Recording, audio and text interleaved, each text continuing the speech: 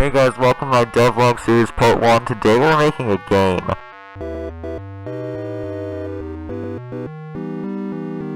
So a month ago I was making some music just for practice, and I ended up with kind of a boss theme, and this is what that sounds like.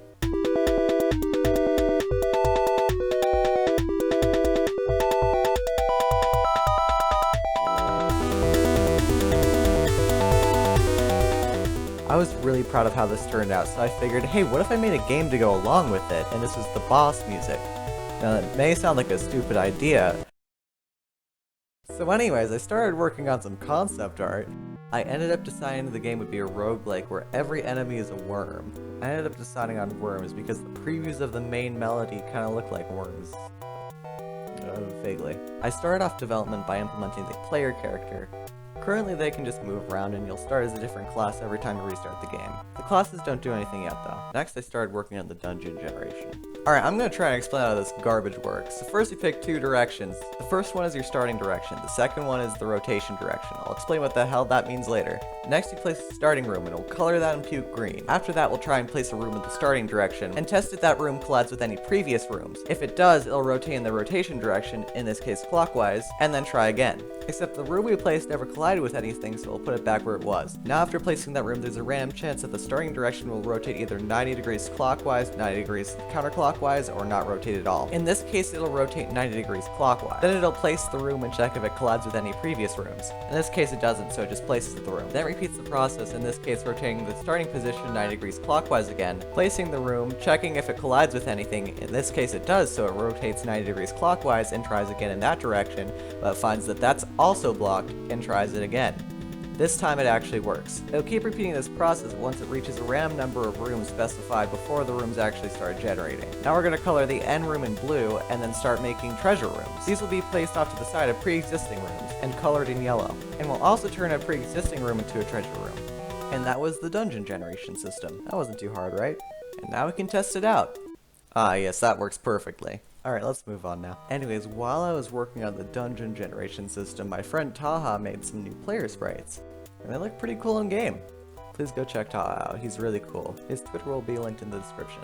Also, you may notice that things look a little different. I made it so every room has a randomized layout. Also, the system I have for rendering right now can be reused for a mini-map later. Okay, all this is cool and all, but we can't really interact with any of it yet. So after a little bit more work, we have explorable- Okay, and now that it- okay, of course. Okay, and as I was saying, now that it works, we can do a little bit more with it. Okay, first of all, this looks ugly. There's way too much of this dirt texture. And boom, look at that, much better already. Now it's a little complicated, so try and follow. I also... And look at that, it's beautiful. And now we can also go between rooms, collide with stuff, and whenever we come across a treasure room, we can open the chest inside.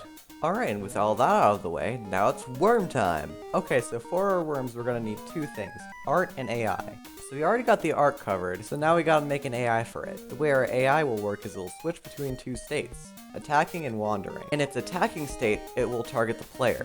In its wandering state, it'll target a random location within the room's bounds. Whenever it gets close enough to that location, it'll pick a new location. Every frame, the worm rotates the direction it's facing in on a sine wave, and then towards its target. Alright, am I forgetting something? Oh yeah, state switching. The worm's state will switch every 5 to 8 seconds, unless the following conditions are met. The worm is in its attacking state, the worm is close to the player, and less than 2.5 additional seconds have passed. Now I put it all together and we got ourselves some worms. Look at them, they're so cute, they don't even have hitboxes yet. Now just ignore the fact that I skipped over a lot. We got an inventory system and a health bar now, tiny little baby sword that doesn't do anything yet, and the worms can now attack the player. Alright, next up let's work on some more items. We got some health potions now. Over here we got a bigger sword. And we also have a minimap. Now it was at this point I realized that the sword has a bit of an issue. It's too short range. My original idea was to replace it with some kind of boomerang sword, but that wouldn't really fit in an 8x8 sprite. So I ended up going with a scythe. It's still melee, but I intend to make it throwable. And then I copied the potion code to make a throwing star, and then I forgot to record anything, so now I have a menu, a throwable scythe, particles, more particles, and the throwing star is no longer a potion.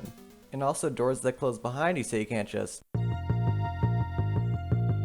And then I made music for the main menu, and for the game. You'll probably recognize these two because I've been playing them in the background of the video.